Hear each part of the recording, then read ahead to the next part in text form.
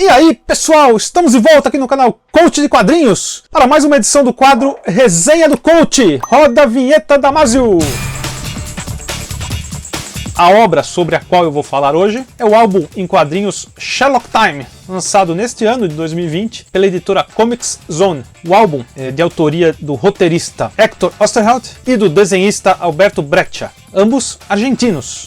E ambos responsáveis por obras importantíssimas dos quadrinhos dos nossos vizinhos, que finalmente nos últimos anos têm começado a dar as caras por aqui. Só nessa parceria entre o Osterheld e o Breccia, eles fizeram, por exemplo, Mort Cinder, que foi lançado por aqui pela editora Figura, que é sobre um viajante do tempo. Eles produziram também a história da vida do Che Guevara, que saiu também no Brasil pela Conrad Editora. Contaram a vida da Evita Peron, este inédito do Brasil, entre outros inúmeros trabalhos. Inclusive um deles lançado pela própria Comics Zone, que é O Eternauta 1969, uma releitura da obra original. O Osterheld, ele é um dos maiores roteiristas, não só da Argentina, mas do mundo. Ele tem trabalhos importantíssimos. Para vocês terem uma noção, eu vi isso no livro Bienvenido.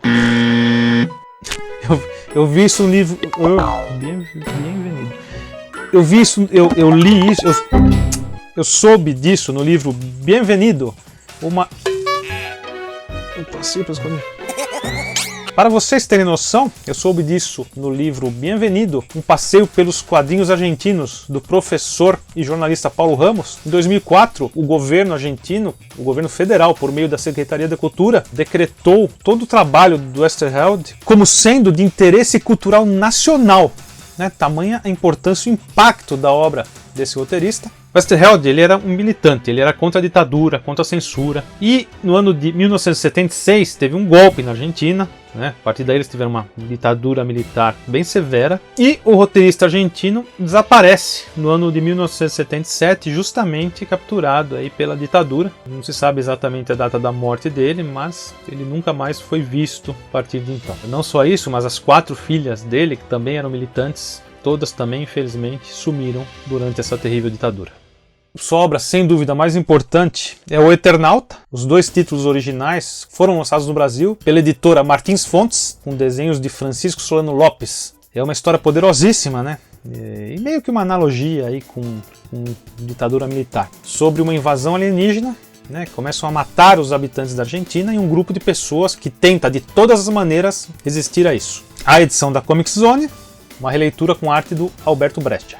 Dito isto, vamos falar sobre Sherlock Time. Cara, um álbum bonito, interessante. Esse álbum ele tem várias histórias curtas, fechadas, tramas fechadas. Essas histórias foram publicadas originalmente na Argentina entre os anos de 1958 e 1959, em 2 revistas chamadas Hora Zero Extra e Hora Zero Semanal. O interessante sobre esses contos, eles têm meio que uma coisa meio de ficção científica, e também de mistério policial, e você vê como os roteiros já estão à frente do seu tempo, com temas interessantíssimos. Mas primeiro vamos falar sobre os protagonistas. Quem é o Sherlock Time?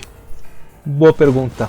Ele permanece sua identidade meio que um mistério, sabe? Não é falado sobre o passado dele, só pistas ao longo das histórias, das tramas. Aliás, outro ponto, não era comum, usual, que histórias em quadrinhos naquela época ocorressem em Buenos Aires ou nas próprias cidades argentinas, E essa se passa em Buenos Aires, quando Júlio Luna, um cara aposentado, ele decide comprar uma mansão por preço irrisório. E ele se empolga e compra. Quando ele tá para entrar, um cara passa: "Você é o novo morador? Boa sorte, você vai morar na tumba." Como assim, na tumba? Mas o cara não explica muita coisa. É uma mansão enorme, cercada por árvores de todos os lados. Aliás, uma mata densa praticamente, e bem lúgubre. Densa e lúgubre. Nossa senhora, não vai sair. Bom, bem densa e assustadora, sabe, cheia de sombras. Outro detalhe de que esse quadrinho é tão bacana, a arte do Alberto Breccia, o jogo de preto e branco que ele faz, é uma coisa espetacular. Alberto Breccia começou a carreira dele se inspirando no Milton Caniff, de Terra e os Piratas, mas ele foi criando um estilo próprio que você sente a atmosfera nos ambientes, quando precisa ele desenha ambientes sufocantes, é uma coisa que a arte te envolve na história e você sente o terror que os personagens estão passando em determinados momentos. Mas continuando, o Júlio Luna vai lá conhecer a casa que ele comprou, ele entra na casa e começa a gotejar sangue do teto. Assustado, vai tentar descobrir de onde vem aquilo, e ele cai numa armadilha dentro da própria casa, ele vai parar numa torre que tem anexa a essa casa, fica preso, tudo começa a girar e ele é salvo pelo Sherlock Time, que aparece no momento exato e explica pro Luna que aquela casa, aquele cômodo, na verdade, é uma nave que ultrapassa o espaço-tempo quando ela vai embora de lá. É uma armadilha colocada na Terra por alienígenas para levarem pessoas embora mesmo. E para quê? Ele não conseguiu descobrir ainda, mas possivelmente para analisá-las e tal, né? Mas ele descobriu a armadilha. Quando a nave sobe, outra nave igualzinha entra no seu lugar e ninguém de fora percebe o que está acontecendo. A partir daí, ele vai ficando amigo do Júlio Luna e essa dupla improvável passa a investigar mistérios que acontecem na cidade de Buenos Aires. Por exemplo, um artefato, uma espécie de artesanato com uma estatueta que deixa as pessoas que olham para ela desesperadas para adquirir aquilo, tá junto com aquilo lá e tem uma história por trás daquilo tudo. Um passeio de bonde que é muito mais do que aparenta ser, um assassino que acha que cometeu o crime perfeito, uma armadilha montada por extraterrestres. São vários contos, inclusive quando eu falei sobre a casa, aquilo não é um spoiler, tá? Aquilo é só o comecinho da história, quando os dois personagens se conhecem e a partir daí vão se desenrolar inúmeras aventuras. O Luna sempre com um pouco de medo e sempre caindo de cabeça no perigo. Lembro inclusive, para quem gosta dos fumetti, os personagens lembram um pouquinho as famosas duplas dos quadrinhos italianos, como Dylan Dog e Groucho, por exemplo. Se bem que são anteriores a isso, e é nítido que Sherlock Time seria baseado levemente no Sherlock Holmes do seu amigo Watson, que no caso é o Júlio Luna, que faz toda a narração dos episódios a partir do momento que ele conhece o Sherlock. E uma consideração que eu acho válida, um álbum bem editado, bacana, luxuoso até, né? Caberia aqui, até por não serem artistas tão conhecidos assim no Brasil ainda, biografia de ambos, do Osterheld e do Breccia. De repente, mini biografias, né? Mas pelo menos para passar mais dados, mais informações, né? Sobre a importância desses dois artistas. E um prefácio.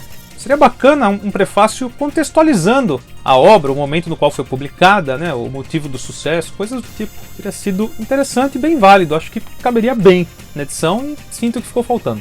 Então, basicamente, sobre esse álbum é isso. Dê uma chance aos quadrinhos argentinos. Como eu mencionei, o catálogo da Comics Zone está muito bacana. Entre outros, eles já lançaram Capa Preta, com as primeiras histórias do Lourenço Mutarelli. Lançaram A Canção de Roland, do canadense Michel Rabagliati. É um álbum muito bonito, muito singelo, sobre a história. Ele se baseia em fatos reais para contar a história triste da perda de um ente familiar. Triste, mas com um final muito, muito comovente. Então é isso. Espero que tenha curtido. Se tiver chance, confira esse álbum. Vale a pena, né? A gente chega a um ponto que o que a gente quer basicamente é isso. Bons quadrinhos. E então você, por favor, assine o canal, deixe seu like, comente e estaremos de volta.